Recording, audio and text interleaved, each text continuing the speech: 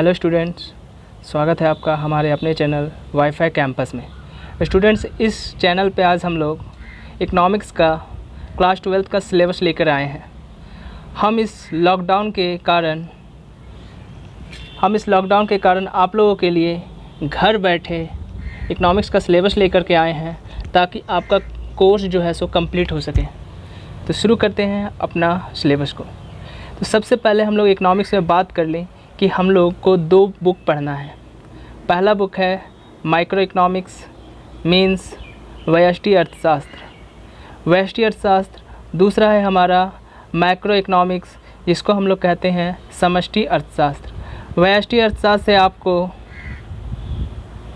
50 marks का question आएंगे और समष्टि अर्थशास्त्र से 50 मार्क्स का क्वेश्चन आएंगे। अब बात करते हैं व्यष्टि अर्थशास्त्र में कौन कौन सा टॉपिक को हमें पढ़ना है। हमारा पहला टॉपिक है अर्थशास्त्र का परिचय। इस चैप्टर में हम लोग बेसिकली अर्थशास्त्र का इंट्रोडक्शन के बारे में अच्छे से समझेंगे।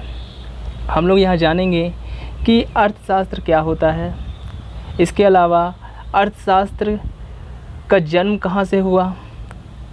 इसके अलावा हम लोग इस चैप्टर में इकॉनमी के बारे में समझेंगे, मींस अर्थव्यवस्था क्या होती है। स्टूडेंट्स, आप लोगों को अक्सर ये समझने में प्रॉब्लम होती है कि क्या ये अर्थशास्त्र और अर्थव्यवस्था दोनों एक ही चीज़ है या अलग अलग। इस चीज़ के बारे में भी हम लोग अर्थशास्त्र का परिचय चैप्टर में अच्छे से समझेंगे। हमारा दूसरा चैप्टर आता है उपभोक्ता का व्यवहार एवं मांग। स्टूडेंट, इस चैप्टर में हम लोग उपभोक्ता से रिलेटेड प्रश्नों को हल करेंगे। इस चैप्टर में हम लोग जानेंगे कि एक उपभोक्ता किस प्रकार से बाज़ार में जाकर के व्यवहार करता है। इस चैप्टर में हम लोग डिमांड थ्योरी के बारे में समझेंगे। इस चैप्टर में हम लोग इलास्टिसिटी ऑफ डिमांड मींस मांग की लोच के बारे में भी समझेंगे। हमारा नेक्स्ट चैप्टर आता है उत्पादक का स्वभाव एवं पूर्ति। स्टूडेंट्स, इस चैप्टर में हम लोग एक उत्पादक के बारे में हम लोग जानेंगे कि किस प्रकार से सप्लाई वो कम करता है और किस प्रकार से वो सप्लाई को बढ़ा देता है। इस चैप्टर में हम लोग रेवेन्यू के बारे में भी समझेंगे, आगम के बारे में जानेंगे। इसके अलावा हम लोग पूर्ति की लोच, इसके बारे में हम लोग जो है सो जानेंगे। हमारा नेक्स्ट चैप्टर आता है बाज़ार का स्वरूप एवं कीमत निर्धारण। स्टूडेंट्स, ये चैप्टर इस पूरे के पूरे सिलेबस का सबसे आसान टॉपिक है माना जाता है। जैसे लिखा हुआ है बाज़ार का स्वरूप एवं कीमत निर्धारण। स्टूडेंट्स, बाज़ार से आप लोग भली भांति परिचित हो, लेकिन यहाँ पर जिस बाज़ार की बात हम लोग करेंगे वो जैसा बाज़ार आप लोग समझते थे वो बाज़ार नहीं है। इकोनॉमिक्स में बाज़ार का स्वरूप ही बिल्कुल चेंज हो जाता है। फिर हम लोग यहाँ पर ये भी समझेंगे कि कीमत का निर्धारण बाज़ार में किस प्रकार से होता है। और इस प्रकार से हम लोग देखें तो हमारा जो पहला चैप्टर है उससे हमें 4 मार्क्स के क्वेश्चन पूछे जाते हैं। हमारा जो नेक्स्ट चैप्टर है उससे 13 मार्क्स के क्वेश्चन आते हैं। हमारा नेक्स्ट चैप्टर है उससे 23 मार्क्स के, और हमारा अंतिम टॉपिक है उससे हमारा क्वेश्चन आता है 10 मार्क्स के। इस प्रकार से हमें टोटल 50 मार्क्स के क्वेश्चन पूछे जाते हैं। अब हमारा नेक्स्ट टॉपिक आता है, मींस हमारा नेक्स्ट चैप्टर आता है, हमारा नेक्स्ट आता है समष्टि अर्थशास्त्र। इस बुक में हम लोग 50 मार्क्स के क्वेश्चंस को यहाँ पर भी देखेंगे। इसमें हमारा पहला चैप्टर है राष्ट्रीय आय एवं राष्ट्रीय आय का मापन। स्टूडेंट्स, इस चैप्टर में हम लोग राष्ट्रीय आय मींस पूरे देश की आय को कैसे कैलकुलेट किया जाए, उसका किस प्रकार से मापन किया जाए। इसके अलावा आप लोगों के दिमाग में अक्सर ये प्रश्न आता होगा कि ये जीडीपी क्या होती है, जीएनपी क्या होती है। इस क्वेश्चंस का भी हल हम लोग इसी चैप्टर में अच्छे से करेंगे। स्टूडेंट्स, इस चैप्टर से हमें 15 मार्क्स के क्वेश्चंस आते हैं। तो यहाँ पर ये बात साफ़ हो जाती है कि अगर हम इस चैप्टर को छोड़ देते हैं तो हमारे लिए बहुत बड़ी समस्या हो सकती है, क्योंकि ये चैप्टर जो है सो छोड़ना हमारे लिए सही नहीं है। नेक्स्ट चैप्टर हमारा आता है मुद्रा तथा बैंकिंग। स्टूडेंट्स, इस चैप्टर में हम लोग मुद्रा के बारे में जानेंगे। मीन्स आप लोगों ने पढ़ा होगा बार्टर सिस्टम के बारे में। बार्टर सिस्टम का मतलब वस्तु विनिमय प्रणाली। आप लोगों ने कक्षा 9 और क्लास 10th में इस चीज़ को पढ़ा होगा। इसके अलावा फिर हम लोग समझेंगे कि मुद्रा का जो है सो किस प्रकार से जो है सो फॉर्मेशन होता गया, और मुद्रा जो है सो किस प्रकार से आज हम लोग कागज़ के रूप में न देखते हैं। इस चीज़ के बारे में भी हम लोग इस मुद्रा तथा बैंकिंग टॉपिक में समझेंगे। फिर हम लोग बैंकिंग व्यवस्था के बारे में समझेंगे कि किस प्रकार से एक कॉमर्शियल बैंक मतलब एक व्यावसायिक बैंक और एक केंद्रीय बैंक दोनों किस प्रकार से भिन्न है, अलग है। इसके बारे में भी हम लोग मुद्रा तथा बैंकिंग चैप्टर में अच्छे से जानेंगे। स्टूडेंट्स, मुद्रा तथा बैंकिंग चैप्टर से 8 मार्क्स के प्रश्न आते हैं। अब हमारा नेक्स्ट टॉपिक आता है सरकारी बजट एवं अर्थव्यवस्था। यह चैप्टर हमारे लिए बहुत इम्पॉर्टेंट हो जाता है, ना सिर्फ क्लास 12 के एग्ज़ाम के लिए बल्कि आने वाले समय के लिए भी। इसके अलावा प्रतियोगी परीक्षाओं में भी इस चैप्टर से बहुत सारे प्रश्न आते हैं। स्टूडेंट्स, बजट ये एक ऐसा टॉपिक है जिससे कोई भी देश अछूता नहीं है। मतलब कि अगर बजट नहीं बनेगा तो हर देश जो है सो कंगाल हो जाएगा। इसलिए कोई भी देश को अगर कोई भी देश बजट नहीं बनाता है तो वो अपने देश का पालन पोषण नहीं कर पाएगा। इस चैप्टर में हम लोग बजट के बारे में अच्छे से समझेंगे। नेक्स्ट चैप्टर है हमारा आय तथा रोजगार का निर्धारण। स्टूडेंट्स, इस चैप्टर से हमें 12 मार्क्स के प्रश्न आते हैं। अब हमारा नेक्स्ट टॉपिक है भुगतान संतुलन। भुगतान संतुलन से 7 मार्क्स के प्रश्न आते हैं। तो स्टूडेंट्स, इस प्रकार से हम लोग देखें तो हमारा फिर से हो गया टोटल 50 मार्क्स। तो इस प्रकार से हम देखें कि व्यष्टि अर्थशास्त्र से 50 मार्क्स के प्रश्न पूछे गए। नेक्स्ट समष्टि अर्थशास्त्र से 50 मार्क्स के प्रश्न पूछे गए। अब हम लोग बात करते हैं हमारा पहला चैप्टर अर्थशास्त्र का परिचय। स्टूडेंट्स, इस चैप्टर में हम लोग अपना पहला प्रश्न देखते हैं जो कि है अर्थशास्त्र क्या है। स्टूडेंट्स, अर्थशास्त्र क्या है? अक्सर आप लोगों ने सुना होगा कि अर्थशास्त्र धन का विज्ञान है, किसी ने कह दिया भौतिक कल्याण का विज्ञान है। स्टूडेंट्स, ऐसे बहुत सारे अर्थशास्त्रियों ने अलग अलग तरह की परिभाषाएं दी हैं, लेकिन वास्तविकता में अर्थशास्त्र है क्या? तो स्टूडेंट्स, अर्थशास्त्र आर्थिक समस्याओं का अध्ययन है। अब बात आती है कि आर्थिक समस्याएं होती क्या हैं।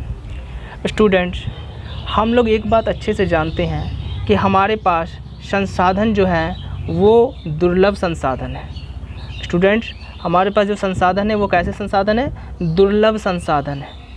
ठीक है, दुर्लभ का मतलब होता है कि ऐसे संसाधन जो कि बहुत कम हो, सीमित मात्रा में हो। आप लोगों ने अक्सर एक बात गौर किया होगा कि जब आप लोगों को पॉकेट मनी दी जाती है तो आप लोगों की इच्छा को वो पूरी नहीं कर पाती है। मतलब आप जितना चाहते हैं उतना आप लोगों को नहीं मिलता है। आप अगर 5,000 चाहते हैं तो हो सकता है आपको 1,000 मिले। तो इस प्रकार से हम लोग ये स्पष्ट होता है कि हमारे पास जो संसाधन है उसकी सीमितता है। या ये बात करें कि हमारे गवर्नमेंट की, हमारे सरकार की, उसके पास भी संसाधन जो है सो लिमिटेड है। संसाधन का दूसरा सब मतलब आप लोग ये समझिए कि संसाधन का मतलब रुपया पैसा होता है। संसाधन का मतलब रुपया पैसा होता है। इसलिए हमारी गवर्नमेंट भी सारे कामों को नहीं कर पाती है, कोई ना कोई काम अधूरा छूट ही जाता है। इसलिए हमें एक और तरकीब का सहारा लेना पड़ता है जो कि है वैकल्पिक प्रयोग। वैकल्पिक प्रयोग के माध्यम से हम लोग अपनी सीमितता को जो है सो दूर कर सकते हैं।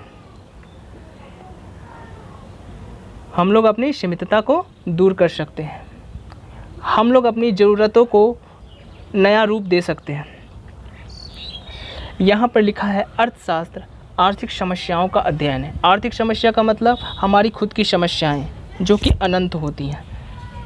फिर आगे लिखा है जो हमारी आवश्यकताओं की तुलना में संसाधन की दुर्लभता। संसाधन की दुर्लभता का मतलब हमारे रुपये पैसे की दुर्लभता की बात की जा रही है। दुर्लभता मीन्स कमी की बात की जा रही है। तथा दुर्लभ संसाधनों के वैकल्पिक प्रयोग। वैकल्पिक प्रयोग का मतलब है, हम लोग समझेंगे।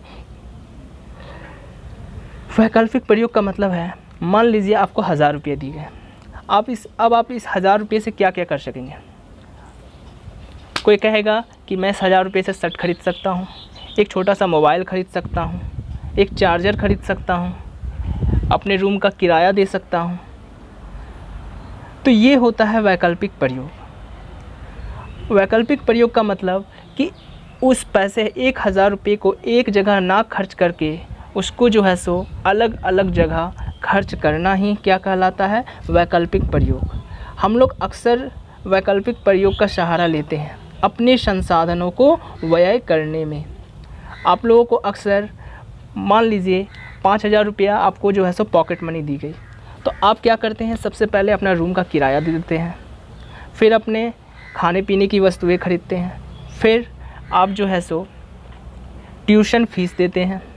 उसके बाद अगर कुछ पैसे बच जाएं तो उस पैसे से आप अपनी आवश्यकताओं को पूरा करने की कोशिश करते हैं। तो ये कहलाता है वैकल्पिक प्रयोग।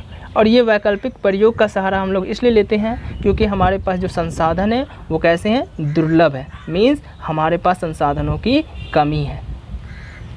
और हम लोग ऐसा क्यों करते हैं, ताकि हमारे आर्थिक लाभ अधिकतम हो सके। जैसा कि यहाँ लिखा हुआ है आर्थिक लाभ, ये रहा आपका। अब बात करते हैं हम लोग इसको, एक बार हम लोग दोबारा से एक बार पढ़ लेते हैं, एक बार हम लोग अच्छे से इसको स्पष्ट कर लेते हैं। लिखा हुआ है अर्थशास्त्र आर्थिक समस्याओं का अध्ययन है जो हमारी आवश्यकताओं की तुलना में संसाधन की दुर्लभता तथा दुर्लभ संसाधनों के वैकल्पिक प्रयोग के कारण उत्पन्न होते हैं, जिससे कि हमारे आर्थिक लाभ अधिकतम हो सके। चलिए अब हम लोग बात करते हैं, हमारा इस क्वेश्चन के आगे हम लोग बढ़ाते हैं। आगे हम लोग देखेंगे अर्थशास्त्र के कितने रूप हैं। जैसा कि इस क्वेश्चन में स्पष्ट था कि अर्थशास्त्र क्या है, इसके प्रकारों को लिखें, तो हम लोग बात करेंगे इसके प्रकार के। तो अर्थशास्त्र के 2 रूप हैं। अभी हम लोगों ने कुछ देर पहले देखा था कि अर्थशास्त्र को हम लोग अर्थशास्त्र में हम लोग 2 बुक को पढ़ना है और उन्हीं 2 बुक का नाम हम लोग यहाँ लिख देंगे। अर्थशास्त्र के 2 रूप हैं। पहला है हमारा व्यष्टि अर्थशास्त्र, दूसरा है हमारा समष्टि अर्थशास्त्र। चलिए अब हमारा बात करते हैं नेक्स्ट क्वेश्चन की। नेक्स्ट क्वेश्चन है हमारा अर्थशास्त्र का शाब्दिक अर्थ क्या है। तो स्टूडेंट्स, अर्थशास्त्र का शाब्दिक अर्थ को हम लोग अगर समझें तो अर्थशास्त्र को हम लोग 2 भागों में तोड़ देंगे। पहला भाग है हमारा अर्थ, दूसरा भाग है हमारा शास्त्र। अर्थ का मतलब होता है धन। धन का मतलब आप दूसरा मतलब संपत्ति से भी लगा सकते हैं। अब ऐसा तो नहीं है किसी के पास ज़मीन है, उसके पास कागजी रुपया नहीं है, कागजी मुद्रा नहीं है, तो ऐसा नहीं है कि वो उसका धन नहीं है। तो यहाँ पर हम लोग धन का मतलब, हम अर्थ का मतलब हम लोग संपत्ति को भी लगाते हैं। अगर किसी के पास बकरी है, गाय है, तो वह उसकी संपत्ति हुई। ज़रूरी नहीं है कि उसके पास धन होगा तो ही हम उसको अर्थ कहेंगे। अर्थात अर्थ का मतलब धन से भी लगाया जाता है और संपत्ति से भी लगाई जाती है। दूसरी बात आती है शास्त्र की। शास्त्र का मतलब होता है अध्ययन से। अध्ययन का मतलब पढ़ने से, ठीक है। इस प्रकार अर्थशास्त्र का शाब्दिक अर्थ हुआ धन का अध्ययन। मतलब जहाँ पर धन का अध्ययन किया जाता है वही हमारा अर्थशास्त्र कहलाता है। तो स्टूडेंट्स, इस प्रकार से हम लोगों ने देखा कि अर्थशास्त्र क्या है। अर्थशास्त्र में क्या है, हम लोगों ने समझा कि अर्थशास्त्र आर्थिक समस्याओं का अध्ययन है। आर्थिक समस्या किसकी, हमारी। फिर हम लोगों ने देखा अर्थशास्त्र आर्थिक समस्याओं का अध्ययन है जो हमारी आवश्यकताओं की तुलना में संसाधन की दुर्लभता तथा दुर्लभ संसाधनों के वैकल्पिक प्रयोग के कारण उत्पन्न होते हैं। हम लोग कुछ देर पहले समझे थे कि हमारी आवश्यकताएं अनंत होती हैं और हमारे संसाधन सीमित होते हैं। इसलिए हमें एक उपाय का सहारा लेना पड़ता है जो कि है वैकल्पिक प्रयोग। इस वैकल्पिक प्रयोग में हम लोग ये देखते हैं कि हम लोग जो है सो अपने सीमित संसाधनों को किस प्रकार से अधिकतम कर सकें, ताकि हमारा आर्थिक लाभ मतलब हमारा इकोनॉमिक प्रॉफिट जो है सो ज़्यादा से ज़्यादा हो सके। फिर हम लोग आगे बात किए थे कि अर्थशास्त्र के 2 रूप हैं। पहला हम लोगों ने देखा था व्यष्टि अर्थशास्त्र, दूसरा हम लोगों ने देखा था समष्टि अर्थशास्त्र। फिर हमारा नेक्स्ट क्वेश्चन था अर्थशास्त्र का शाब्दिक अर्थ क्या है। इसका आंसर हम लोगों ने देखा था अर्थशास्त्र का शाब्दिक अर्थ है अर्थ जोड़ शास्त्र। मतलब अर्थ का मतलब यहाँ हम लोगों ने धन अथवा संपत्ति से लगाया था और शास्त्र का मतलब अध्ययन से लगाया था। मीन्स धन का अध्ययन जहाँ भी किया जाता है उसे ही हम लोग अर्थशास्त्र कहेंगे। तो स्टूडेंट्स, आज का टॉपिक हम लोग यहीं तक रखते हैं, आज का क्लास हम लोग यहीं तक रखते हैं। हम लोग फिर नेक्स्ट क्लास में मिलेंगे। Thank you.